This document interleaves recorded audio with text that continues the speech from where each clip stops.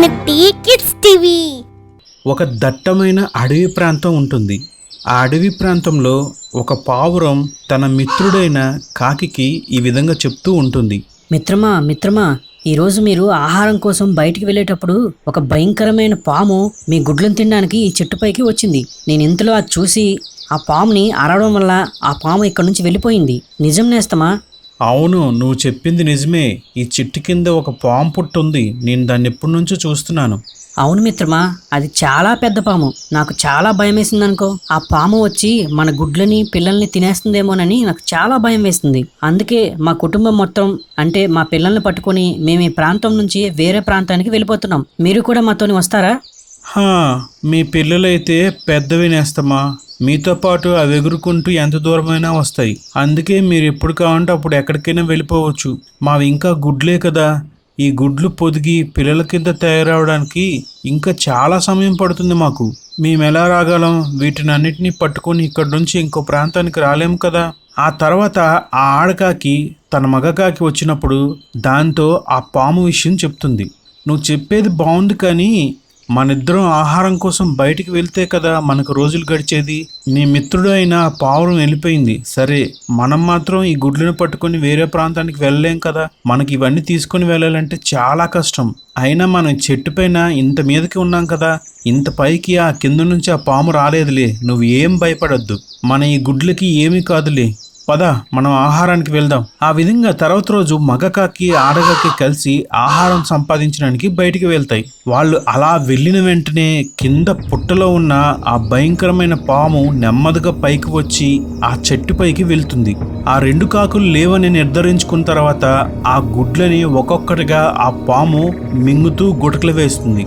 ఇంతలో ఆహారం కోసం బయటికి వెళ్ళిన ఆ రెండు కాకులు తమ గూడు దగ్గరికి తిరిగి వస్తాయి.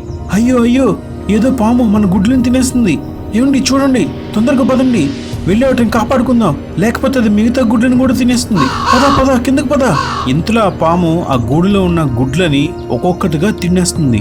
ఆ కాకుల్లో మగకాకి ఆ పాముని గట్టిగా పట్టుకొని ఆ చెట్టుపై నుంచి తీసి ఎంతో దూరంగా ఉన్న వేరే అడవి ప్రాంతంలో పడేయడానికి తీసుకువెళ్తుంది. అలా ఆ కాకి ఆ పాముని పట్టుకొని ఎగురుకుంటూ వేరే అడవులు ఉన్న ప్రాంతంలో పడేస్తుంది.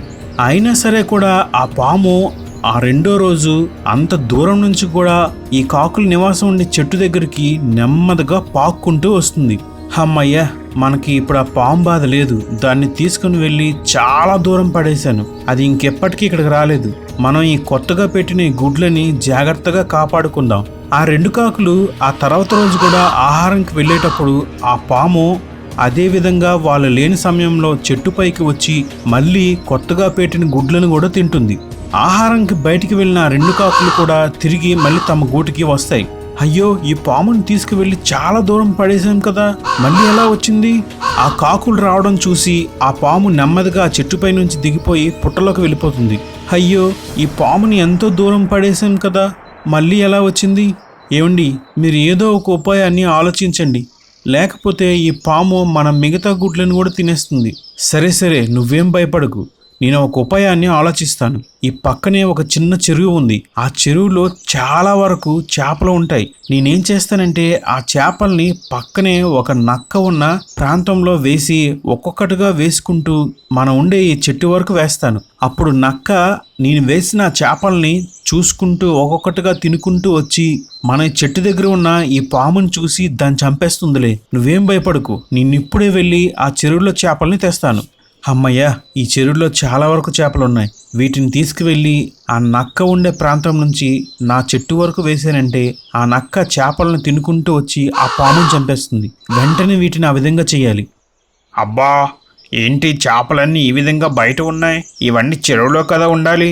అయినా ఇవన్నీ వర్షక్రమంలో ఉన్నాయేంటి? పోనీలే, ఎలా ఉంటే నాకెందుకు.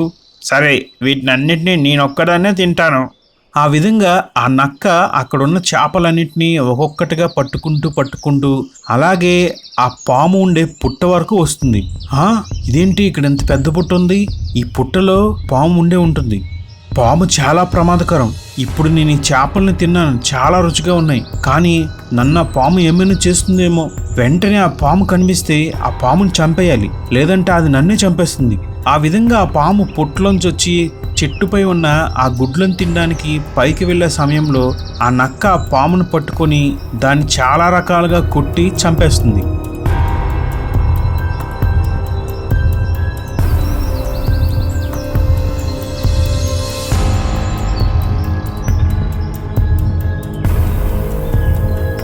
ఆహా, ఈరోజు నాకేంటి అదృష్టం!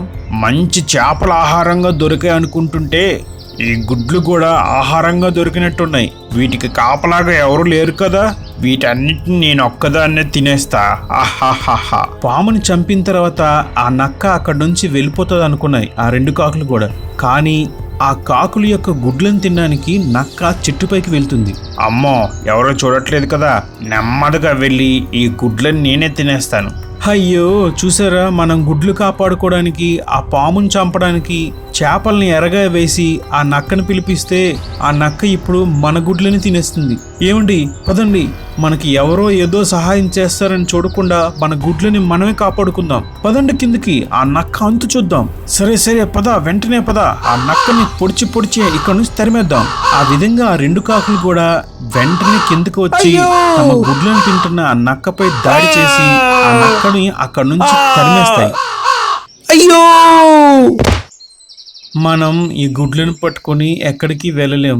అలాగే ఎవరినో నమ్ముకొని ఈ గుడ్లను ఇక్కడ వదిలి వెళ్ళాం. ఈ రోజు నుంచి ఏం చేస్తామంటే, ఈ గుడ్లను కాపలాకాయ్, నేను ఒక్కదాన్ని వెళ్ళి ఆహారం తెస్తాను, సరేనా? ఆ విధంగా ఆ రోజు నుంచి ఆ గుడ్లని ఆడకాకి కాపలాకాయగా, మగకాకి ఆహారం కోసం బయటికి వెళ్తుంది.